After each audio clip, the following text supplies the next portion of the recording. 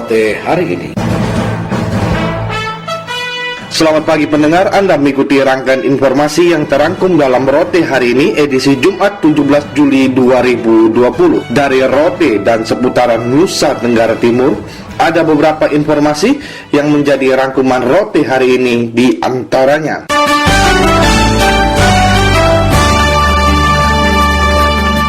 Pemerintah Kabupaten Rotendau dalam waktu dekat akan memekarkan Kecamatan Rote Barat Laut RBL menjadi 2 kecamatan. Laporan GB Hurek Making. Mengacu pada Peraturan Daerah Nomor 03 Tahun 2019, Pemerintah Kabupaten Rotendau telah mengusulkan ke pemerintah pusat melalui Gubernur Nusa Tenggara Timur untuk melakukan pemekaran salah satu kecamatan di Kabupaten Rotendau menjadi 2 kecamatan, yakni Kecamatan Rote Barat Laut.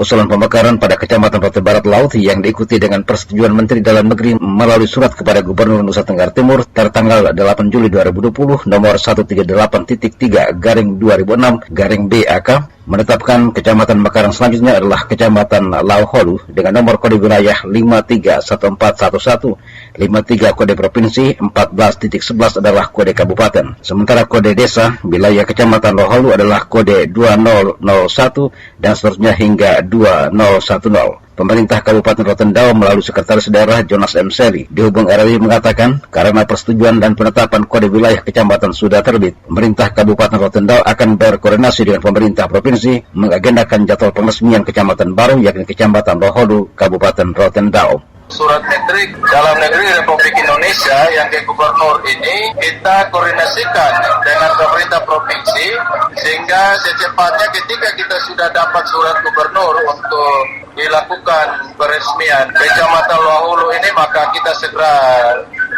lakukan peresmian. Kode dan data wilayah Kecamatan Lauholu yang diterbitkan oleh Menteri Dalam Negeri Republik Indonesia ini, maka tentu pemerintah Kabupaten Rotendau segera lakukan persiapan untuk peresmian sehingga pelayanan kepada masyarakat lebih dekat ya, dengan adanya peresmian Kecamatan Lauholu ini.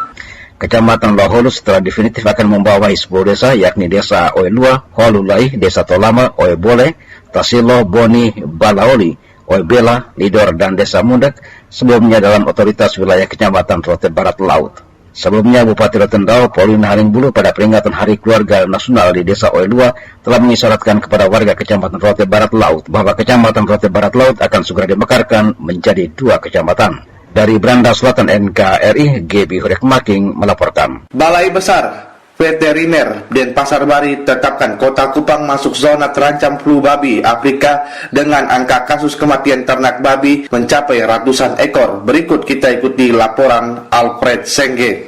Gambaran kondisi status rawan infeksi flu babi Afrika disampaikan Kepala Dinas Pertanian Peternakan Kota Kupang, Obed Kaji, melalui Kepala Bidang Veteriner Robert Laisina kepada RRI di Kupang.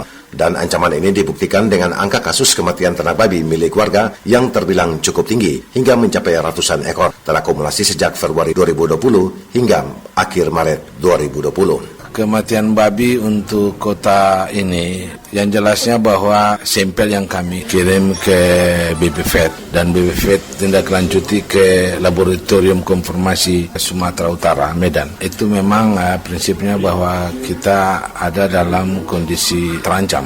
Dan ancaman ini terasa dengan jelas bahwa terjadi kematian babi yang cukup banyak di kota ini. Sampai dengan 31 Maret itu sudah kurang lebih 169 ekor. Itu yang terdata. Itu artinya bahwa ada informasi yang disampaikan oleh masyarakat yang diterima oleh petugas kami di lapangan maupun yang diberikan informasi dari petani ke dinas. Menyikapi kondisi fenomena dari pandemi flu babi Afrika yang cukup meresahkan peternak, Kepala Bidang Veteriner Dinas Pertanian Peternakan Kota Kupang, Robert Laisina, juga katakan adanya langkah-langkah preventif yang dilakukan pemerintah Kota Kupang melalui OPD teknis dalam meminimalisir tingkat penyebaran.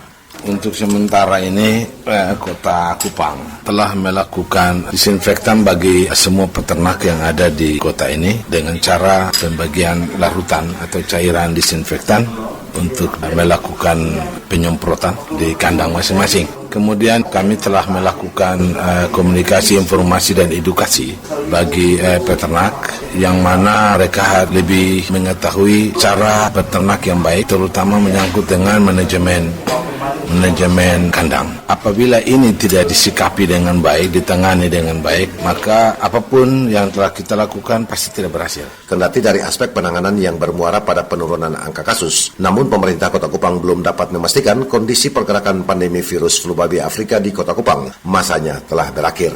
RRI Kupang, Alfred Sengge melaporkan. Kelompok peternak babi Penkase Kota Kupang, Provinsi Nusa Tenggara Timur keluhkan tidak tersedianya vaksin flu babi. Selengkapnya dilaporkan oleh Ana Lopo. Penyakit flu babi yang terus menyerang hasil ternak masyarakat Nusa Tenggara Timur sejak tahun 2019 sampai saat ini belum mendapat perhatian serius dari pemerintah. Martin Raja, warga masyarakat Penkase Kota Kupang, kepada RRI mengatakan mata pencarian masyarakat Penkase Kota Kupang sebagian besar adalah beternak babi. Namun sejak adanya virus flu babi, pihaknya mengalami kebangkrutan akibat tidak tersedianya vaksin flu babi. Virus babi. Dari tahun lalu sudah ada ini virus babi ini, tapi tidak bisa diatasi.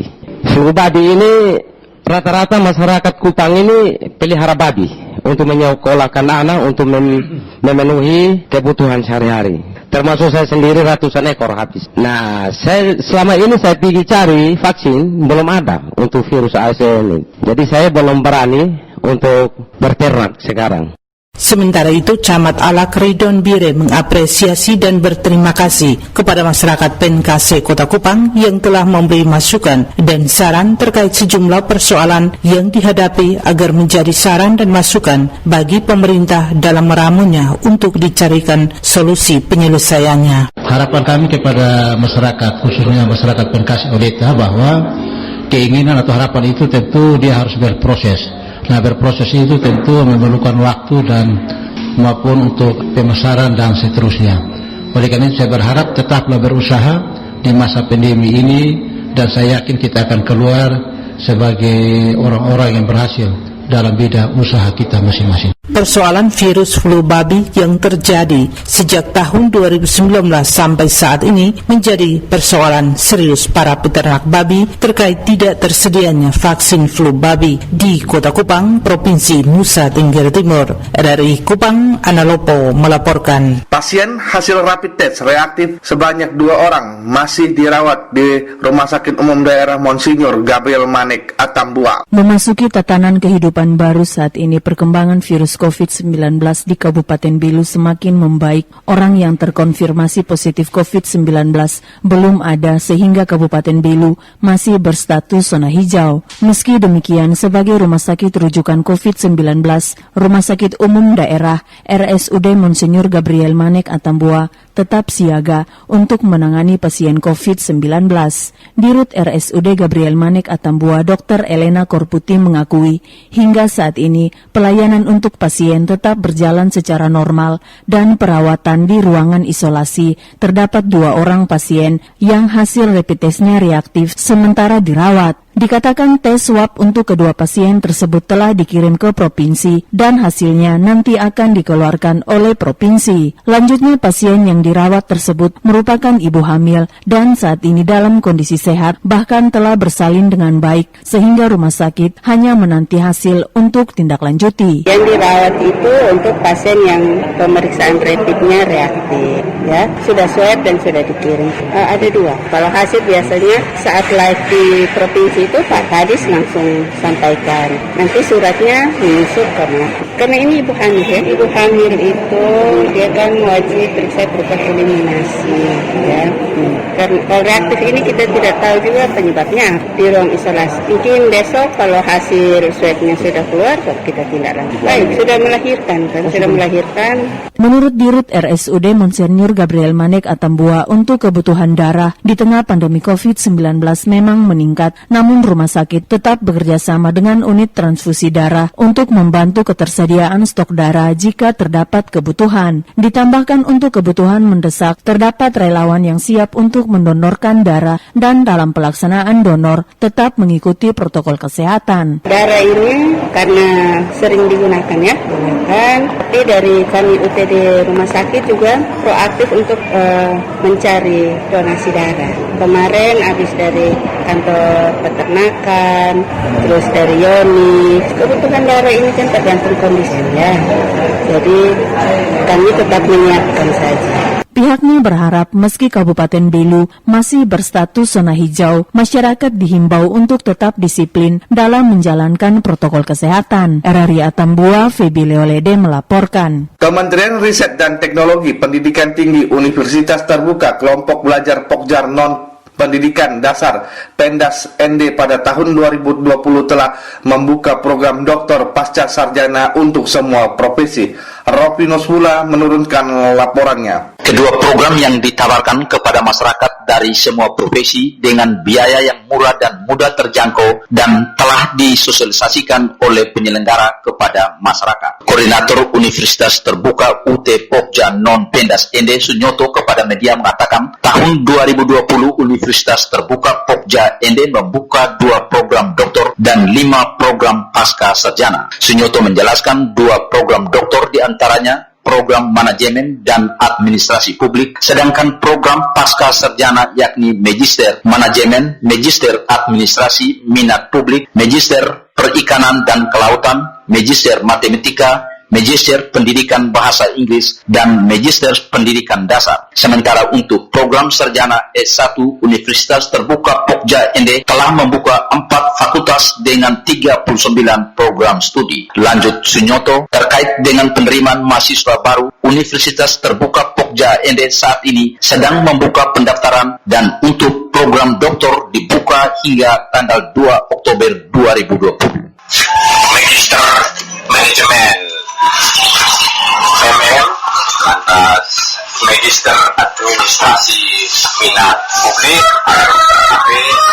Magister Perikanan dan Kelautan, lantas Magister Matematika dan Magister Pendidikan Bahasa Inggris, serta yang paling terakhir adalah Magister Pendidikan Dasar. Lantas kalau di dokter itu yang ditawarkan hanya 2 program, yaitu manajemen dan administrasi publik. Nah, sedangkan kalau S1 itu ada 4 fakultas, kurang lebih ada 39 program studi. Sunyoto mengatakan pihaknya sudah lakukan sosialisasi kepada masyarakat dan UT hadir untuk semua profesi yang ingin meningkatkan jenjang pendidikan. Mengenai sistem perkuliahan, sejak dibuka UT memiliki sistem yang berbeda dengan perguruan tinggi lainnya. Saat perkuliahan, UT memiliki 2 sistem yakni tutorial tatap muka dan tutorial online. Untuk tatap muka dilakukan 2 minggu sebelum ujian, sementara kuliah online sejak dulu bukan saat pandemi COVID-19. Lanjut Sunyoto, saat ini jumlah mahasiswa UT Pokja ND sudah mencapai 700 lebih mahasiswa, sementara biayanya mudah terjangkau dan murah, tetapi bukan murahan. Jelas Sunyoto. RRI ND Rovinus Hula melaporkan. Anggota DPRD Provinsi Nusa Tenggara Timur dari fraksi Partai Gerindra, Yanin Puarake ST, menyalurkan bantuan senilai 60 juta masing-masing untuk membeli lahan pemakaman umum di Kelurahan Maupaga dan sumbangan untuk Paroki Santo Yosef Fernandes di Mautapaga. Selengkapnya Heri Epu menurunkan laporannya. Bantuan itu disalurkan saat dirinya melaksanakan reses di wilayah Kelurahan Mautapagang, Kecamatan Ende Timur, Kabupaten Ende. Menurut anggota DPRD NTT dari fraksi Partai Gerindra, Jadin Poreke ST, kepada wartawan di Ende mengatakan, ketika melakukan reses di Kelurahan Mautapaga, Kabupaten Ende, beberapa aspirasi masyarakat disampaikan, salah satunya adanya kebutuhan untuk pengadaan tanah pemakaman umum bagi warga di lingkungan Koroworo. Ia menjelaskan bantuan yang disalurkan untuk pengadaan tanah pemakaman yakni sebesar 50 juta rupiah lebih sudah diserahkan saat reses selesai, sementara 10 juta lainnya disumbangkan ke Gereja Santo Yosef Freina de Metz Mautapaga. Dikatakan Jadin Poreke, dengan adanya bantuan untuk pengadaan tanah pemakaman umum tersebut, ke depan ketika ada yang meninggal, masyarakat tidak perlu menguburkan pada tanah pekarangan sendiri. Dananya utuh saya dapat dan saya sumbangkan untuk tanah pekuburan. Kelurahan Mautapaga punya. Nah, itu sebesar 50 juta, terus bantuan untuk gereja ada 10 juta. Gereja Mautapaga. Nah, kemarin sudah saya buat skema seperti itu. Jadi kalau kita berharap proposal dan juga bantuan di masa seperti sekarang ini juga agak susah. Dan juga kalau proposal juga kita takut kita hanya berjanji sesuatu kepada masyarakat tapi tidak bisa tepati. Jadi anggap ya begini mungkin lebih efektif supaya dana juga tidak dipakai untuk yang lain-lain. Apalagi ini kan juga besar uangnya, uang reses yang diberikan ya. Begitu. Yadin Porake menambahkan dana bantuan yang disalurkan untuk membeli lahan pemakaman umum diambil dari dana reses karena apabila mengajukan melalui proposal maka prosesnya akan berjalan lama sehingga masyarakat tidak termakan janji. Selain melaksanakan reses di wilayah Kabupaten Inding, dirinya juga akan melaksanakan reses untuk menjaring aspirasi masyarakat di wilayah Kabupaten Nagekeo. RRI ND Herepo melaporkan. Rapat pembahasan rencana kerja bidang komunikasi dan informatika penanganan COVID-19 di era new normal berlangsung Rabu 15 Juli di ruang kerja Kepala Dinas Kominfo Nusa Tenggara Timur. Informasi selengkapnya kita ikuti laporan Aryan C. Runa. Rapat pembahasan rencana kerja bidang komunikasi dan informatika penanganan COVID-19 di era new normal berlangsung Rabu 15 Juli 2020 dipimpin Kepala Dinas Kominfo Nusa Tenggara Timur Aba Molaka selaku koordinator, dihadiri Kepala TVRI Nusa Tenggara Timur Safrudin, Kepala Bidang Pemberitaan RRI Kupang Martario. Kepala Dinas Kominfo Aba Molaka mengatakan pertemuan tersebut membahas sesuai tugas yaitu aspek koordinasi dan komunikasi, informasi dan edukasi perlu ditingkatkan dalam penanganan COVID-19 di era new normal sesuai surat Menteri Dalam Negeri. Dan oleh karena itu mereka meminta kita di tim bidang komunikasi dan informasi mohon izin Kadis Kominfo ditunjuk oleh Gubernur sebagai koordinator, TVRI NTT, RRI dan beberapa teman-teman terkait itu sebagai bagian dalam kebersamaan kolaborasi kita. Nanti sesuai dengan surat Menteri Dalam Negeri ini kita akan lagi ada satu lembaga baru tapi orangnya sama untuk penanganan COVID di era new normal. Personilnya sama, tapi nomenklatur kelembagaannya disesuaikan lagi dengan surat Menteri Dalam Negeri. Dan oleh karena itu tugas kita adalah aspek koordinasi, komunikasi, informasi dan edukasi terus ditingkatkan. Sementara itu, Kepala TVRI Nusa Tenggara Timur Safrudin mengatakan dalam penanganan COVID-19 di era new normal sekarang ini, TVRI dan RRI siap mendukung pemerintah daerah dalam rangka edukasi, sosialisasi dan informasi sehingga masalah COVID-19 di Nusa Tenggara Timur tidak meluas seperti daerah-daerah lain di Indonesia. Dalam kegiatan penanganan COVID-19 di NTT ini, TVRI siap mendukung pamannya Pemprov dalam rangka edukasi, sosialisasi, dan informasi. Jujur kita sampaikan bahwasanya NTT memang tidak begitu tinggi tingkat reaktifnya, namun kita tetap waspada dan harus semua ikut berperan dalam rangka agar COVID di NTT ini tidak mewabah seperti daerah-daerah lain. Insya Allah dengan kerjasama baik RRI dalam hal ini ada juga dan TVRI Kominfo akan membawa COVID di NTT ini lebih menurun. Terkait Pergub 63 tahun 2020 tentang pelaksanaan di era new normal, Kepala Dinas Kominfo Provinsi Nusa Tenggara Timur Aba Molaka minta agar Pergub tersebut perlu terus disosialisasikan baik melalui media RRI maupun TVRI.